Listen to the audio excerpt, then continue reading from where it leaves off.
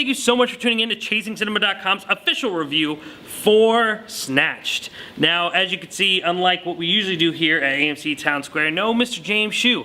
He's out having a vacay, enjoying some life outside of the movie theater, but that's okay, because I'm here going to tell you what's going on in the movies this weekend. First, I'm going to be talking about Snatched, the new comedy from Amy Schumer and Goldie Hawn, produced by Paul Feig and directed by Jonathan Levine. We also got to interview the cast of this movie at CinemaCon. Click that white eye to see that interview, as well as our interview with Charlie Hunnam and our review for King Arthur, Legend of the Sword. Oh, and we also reviewed Alien Covenant very early, so make sure to click that white eye.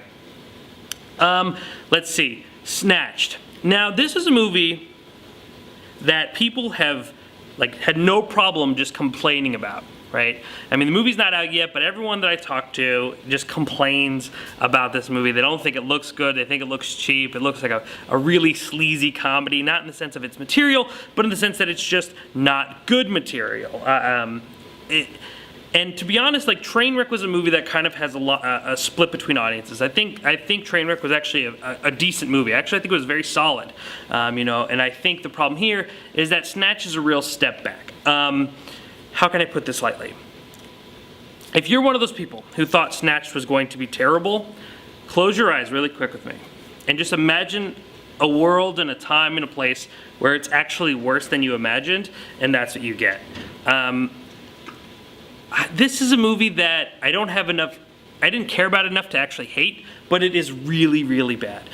It lacks any charisma, it lacks any comedy. I mean, everything here is really cheap, everything is lazily put together, and I mean, seeing Goldie Hawn on screen for the first time in 14 years, it's a shame that it has to be in this movie. And I think that one of the problems here is that Amy Schumer was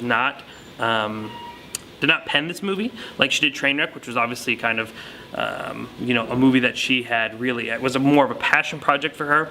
And I know Schumer is kind of under fire right now for being such a controversial comedian, a lot of accusations of her stealing jokes, things like that. And that's understandable that people are, have an issue with her. But I found Trainwreck to be a good movie. So based off her work of what, as just far as film, not stand-up, I found that movie to be decent.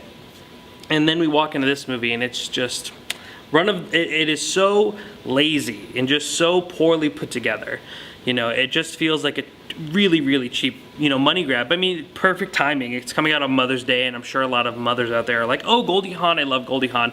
I love to see her again. And they're going to come out and see this movie. I actually think it'll do more financially than King Arthur, Legend of the Sword, which we also reviewed. But yeah, not a very good movie. I mean, even Joan Crawford is part of this. Wanda Sykes is in this movie, and none of them can save this movie. I didn't laugh. I was bored. I just didn't care for these really cheap and easy to go to jokes.